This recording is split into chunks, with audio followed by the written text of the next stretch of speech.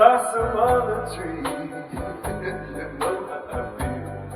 It's a new dawn, it's a new day, it's a new life for me, and I'm feeling good. Dragonfly out in the sun, you know what I mean. Butterflies all having fun.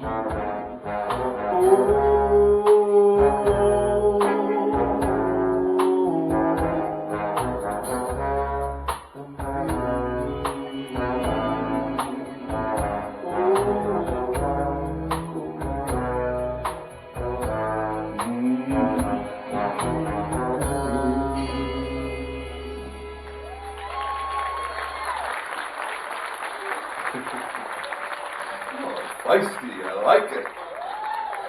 So welcome to my show. My name is Todd. It's with two D's. The first D is silent. I was at one of those fancy parties in New York, and I don't know what her name was, Bunny Rockefeller. She came over and said, "Hi, Bunny." And I said, "I'm Todd with two D's. The first D is silent." And she looked at me like I was an idiot. But that's okay. So most of the music that I'm singing tonight is what we call the Great American Songbook, right? Standards. And I know that's can be synonymous with older music, but I want, as we go through this music, I want you to remember why this music has stood the test of time. Listen to these lyrics, listen to these incredible melodies. You're going to know all of them, so feel free to sing along. We're going to start off with Sinatra. 3, 4.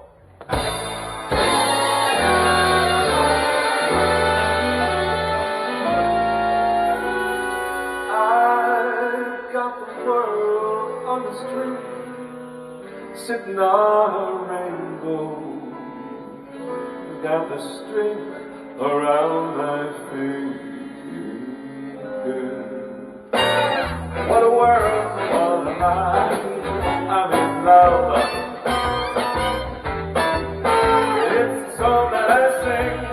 I can make the rain go anytime I move my fingers.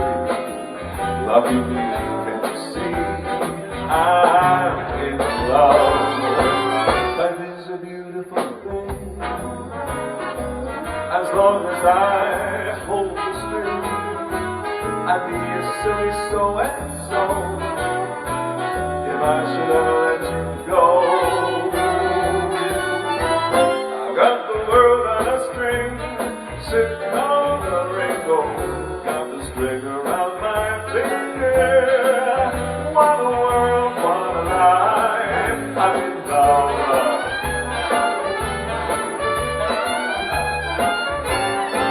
Life is a beautiful thing, as long as I hold the string, I'd be a silly so-and-so if I should ever let you go.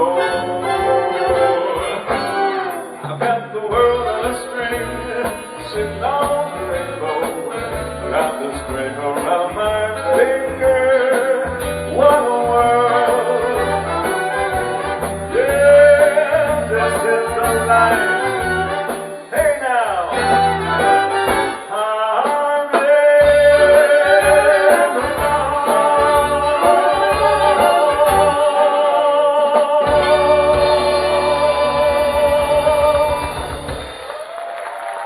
yeah.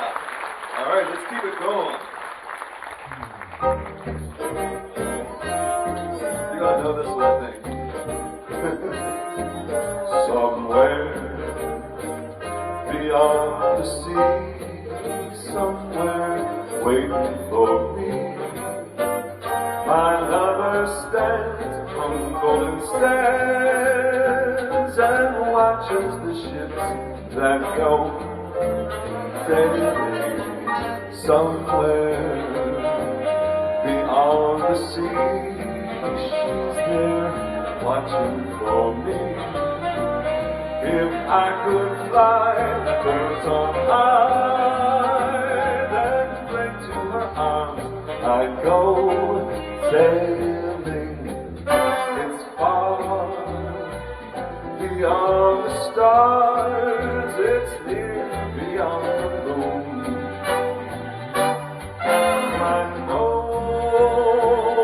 without a doubt my heart will lead me there soon. We'll meet beyond the shore and we'll kiss just like before. Happy we'll be beyond the sea, and never again I'll go sailing.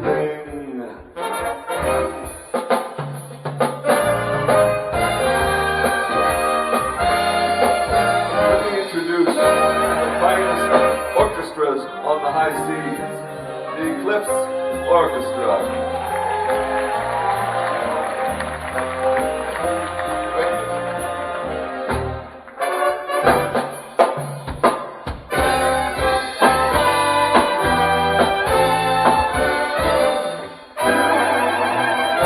Oh, I know without a doubt my heart will lead there soon. We'll meet beyond the shore. We'll kiss just like before. Happy we'll be beyond the sea, and never again I'll go sailing. No more sailing. I said I ain't gonna sailing. No more sailing. Ooh, I ain't gonna sailing. No more sailing.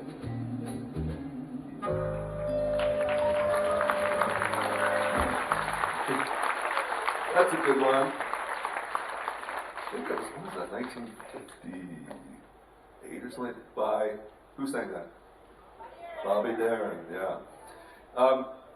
So from the time that I started doing my own, I was in musical theater for a while, but when I started to do my own shows, and someone would write about me like in a review or something, more times than not, they would call me a crooner. And I gotta be honest with you, I didn't know what the heck that meant.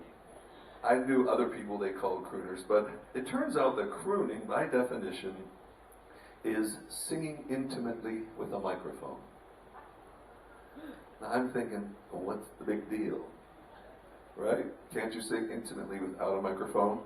Well, yes, of course. But you got to remember that before about 1928, 1930, to be a professional singer, you not only had to probably sing beautifully, but you also had to sing loudly. You had to be able to project. And this had its problems when it came to interpreting music. For instance, if you were here in 1920 and they brought on the biggest band in the world at that time, it's called Paul Whiteman and his orchestra. And that orchestra had the biggest pop song to date in 1920. And you would have known this song because you would have heard it on a Victrola, or you would have heard it through sheet music, right, at a piano. But if you came to see it live in 1920, remember this is before radio, this is before microphones. If you came to see it live, this is what you would have heard. Whispering how I love you dearly, whispering so no one near can hear me. That's what you would have heard. There's only one problem. The song's called Whispering. You see? And just like 5 or 6 years later, when radio started to take over and we had amplified sound, you got this. Whispering how I love you dearly, whispering so no one near can hear me. You see how different that is? Now, you think, okay, that's an amazing thing. It must have been everyone was very excited about it. No, not everyone was excited about it. First of all, the music teachers, the voice teachers, they were like, what the heck are we going to teach if we don't have to teach singers how to project? That was one. And the other, of course, was one of the moral compasses of the world, the Catholic Church. This is an article from New York Times, 1932. Hearty endorsement by Boston's Catholic Cardinal O'Connell on radio crooning was expressed in a unanimous resolution by the New York Singing Teachers Association. The association attacked crooning as a distorted type of singing, which was detrimental to the highest form of normal voice processes as well as a corrupter of youth. Archbishop O'Connell described the radio crooners as whiners and bleaters defiling the air. It is a degenerate form of singing containing the basest appeal to sex emotions in the young. I like to use my radio, he said, when weary. But I cannot turn the dials without getting these whiners crying vapid words to impossible tunes. They are not true love songs, they profane the name. They are revolting to true men. So, are you ready to listen to more sinful music? Okay, let's do this one. This is written by Cole Porter. It came out 2 years after that article was written. You're going to be like, what? I've got you under my skin. I've got you deep in the heart of me, so deep in my heart, you're really a part of me. I've got you under my skin. Oh, I tried so not to give in. I kept telling myself this affair never can go so well. So why should I try to resist when darling I know so well I've got you under my skin. Oh, I'd sacrifice anything, come what might, for the sake of having you near, in spite of the one voice comes in the night and repeats in my ear. Don't you know, little fool, you never can win. Use your mentality, wake up to reality. But each time I do, just the thought of you makes me stop before I begin. 'Cause I got you under my skin.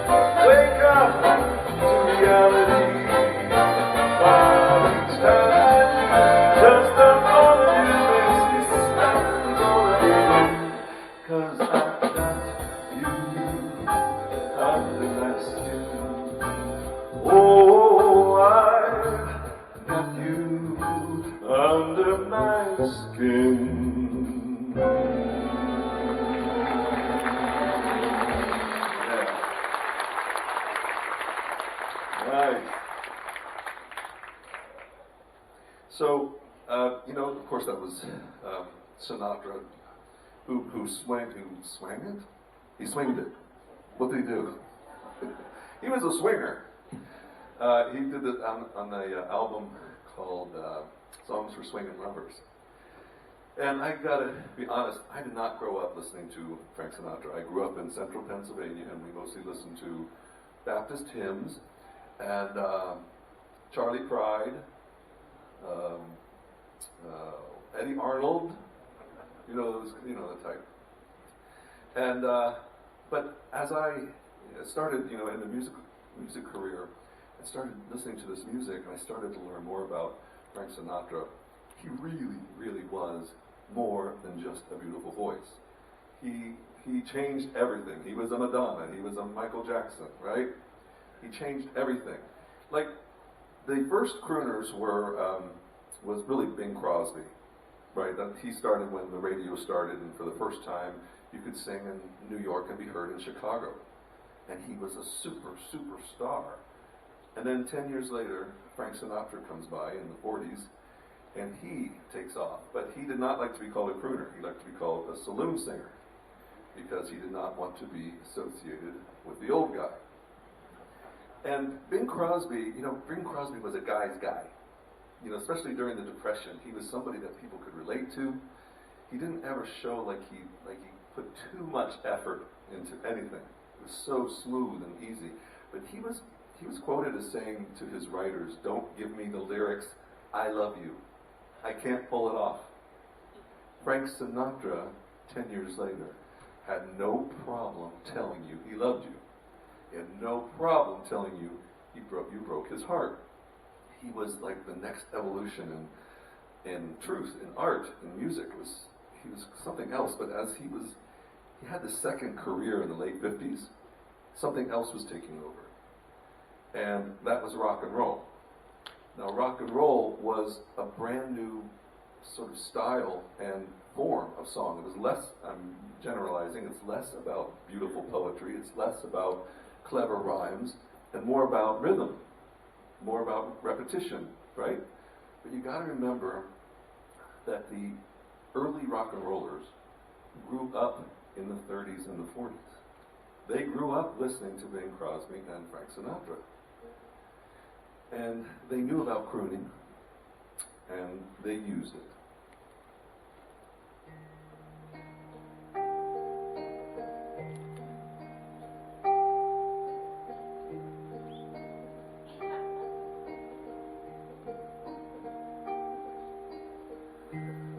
Love me tender, love me sweet, never let me go.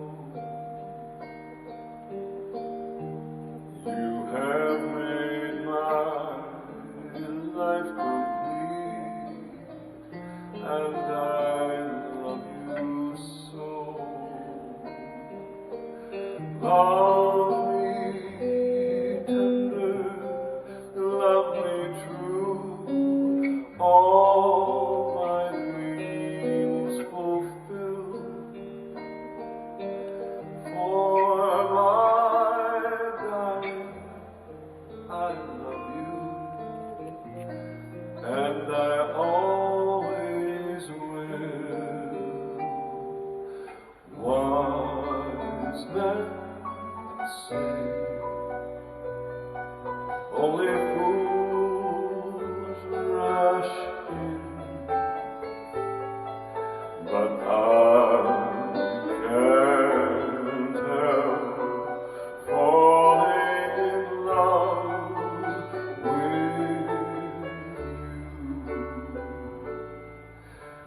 Shall I stay? Would it be a sin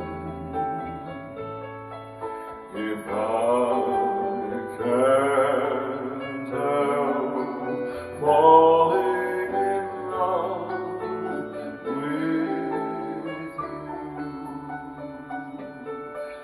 Like the river flows surely to the sea, darling, so it goes.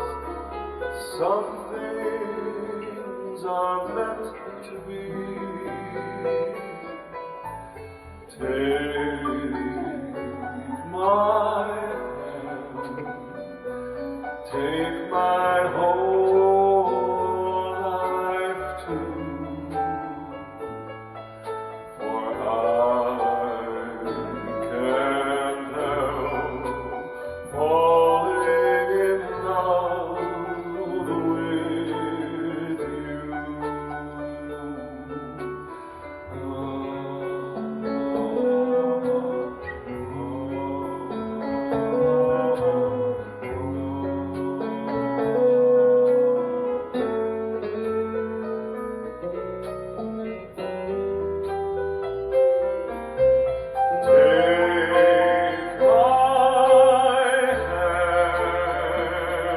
Take my whole life too, for I can't help falling in love with you, for I can't help falling in love with you.